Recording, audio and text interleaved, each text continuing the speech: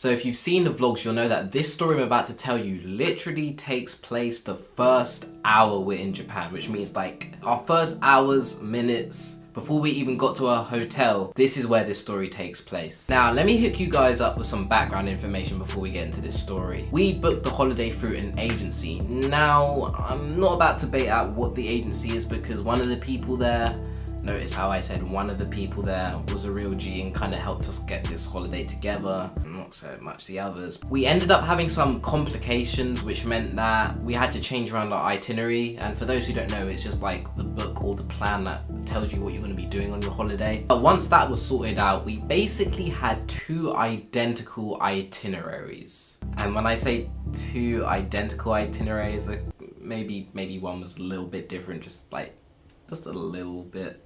Now, on the original itinerary, it was stated that we were going to get picked up from the airport and driven to our first hotel. So after our long 12-hour flight, we were all expecting to land in the airport and be greeted by one of those people holding up the signs, and they would take us.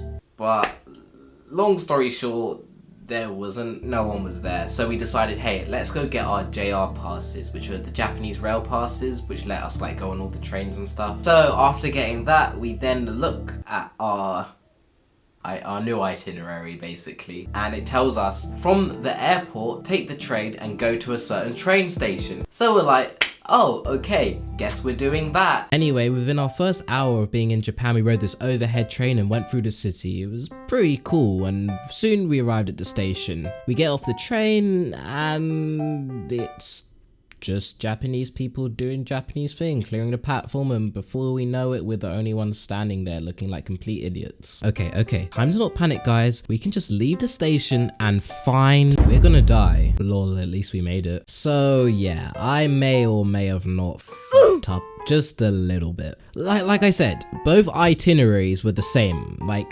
99%, maybe 95%. Maybe a bit less. So the one I'd been looking at all this time before the holiday was wrong, and I don't know. Maybe, I don't know. At this point, I can just feel the lingering disappointment of my friends, and don't worry, I'm used to it. So I got to work and decided to devise a great plan. Well, what a peculiar predicament we have got ourselves in. We should be able to devise a strategy. Okay, we know that the population of Japan is approximately 126 million, currently stationed in the Minato district in Tokyo. We need to arrive at the destination at Shiba Park Hotel within the next, I don't know, let's say 120 minutes. Yeah, we're doomed. So in conclusion, yeah. I say, we use Google Maps. Now, as I look across the platform, I see a man in a black suit and with a briefcase, and he's walking towards us. Now, as he approached us, it kind of occurred to me that, yeah, maybe we were like the only ones left on the platform, and apart from us being foreign and looking completely lost, we were foreign and completely lost. Hello. Oh, hi. Where are you going? Oh, us? Shiba Park Hotel. He scratches his head and gestures to us to hand the itinerary over. I do not know, sorry. That's okay. We can use... Before I can finish my sentence, he whips out his flip phone. And side note, I find it really cute how flip phones are still very much a thing in Japan. Now, at this point, I'm kind of standing there oblivious to what's going on, when June and Ant are just looking at each other like, yo, what's going on? I figured I'd just stand there and listen to him speaking Japanese. Dude, for all we know, he's just called the Yakuza to drive around the corner to get the chloroform ready and empty the boot. Yeah, not gonna lie, I have no idea what he's saying right now. He closes his flip phone and basically signals for us to follow him. And at this point, it kind of seemed like we had no other choice, so... Now, to be fair, they weren't wrong to be thinking like this, because I'm not sure if any of you have seen the film Taken. But me being me, I gave it the, guys, we're in Japan. You know, Japanese people are lovely. He's probably just helping us. In fact, he's not trying to do anything bad to us. We'll be fine.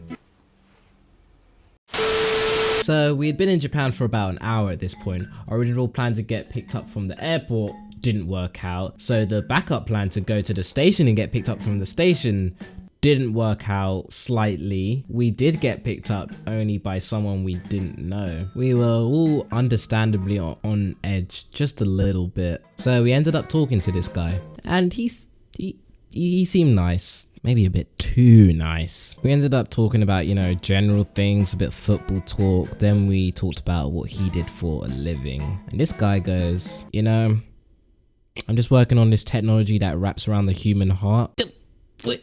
What? I don't know about you guys, but I've never, me being me, I decided to continue this conversation about his line of work. Oh, so do you work around here then? Nah, not really.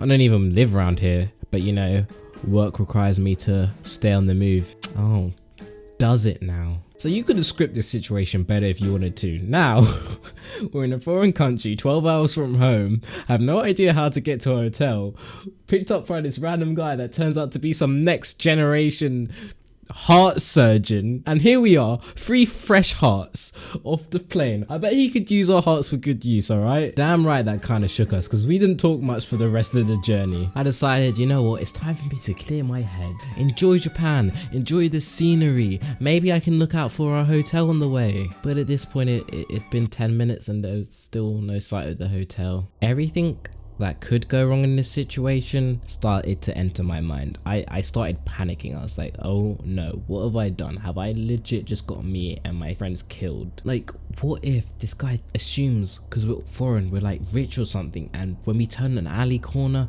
we get jumped by a bunch of people, they take our passports, our money, our food. Well, we didn't have any food, but then we can't leave the country, and then we're just like walking around Japan naked. All I knew is I had to keep faith in my Japanese brothers, and it turns out keeping faith was the right thing to do because we turned up at the hotel. So this dude was not only a G and went out of his way to help us, but was also super smart. And to top it off, he gave us a business card with his name, email and number on it. He told us to enjoy Japan and if we needed anything, get in contact. Now looking back at the situation, I think it was good that June and Ant were suspicious and I wasn't, because if all 3 of us were suspicious and got overly scared, we may have ended up actually running from him, getting lost in Japan and maybe actually encountering the Yakuza and then dying. First hour in Japan, by the way. So in conclusion, my Japanese brothers are kind people after all, and we didn't die. Spoiler alert, I'm making this video anyway, so who cares really? Like I said, this took place pretty much before we even got to our hotel. We didn't really mention it on camera. I mean, I hinted at it in the vlog. I was like, oh, we've got stories to tell or something like that. Over a 2-week holiday, you can bet we have stories. So if you enjoyed this, be sure to like. Also, give me a follow over on Twitter. I'm kind of lonely. I'm gonna get to editing and reminding myself that I should probably not be so oblivious. I'll catch you in a bit. Bye.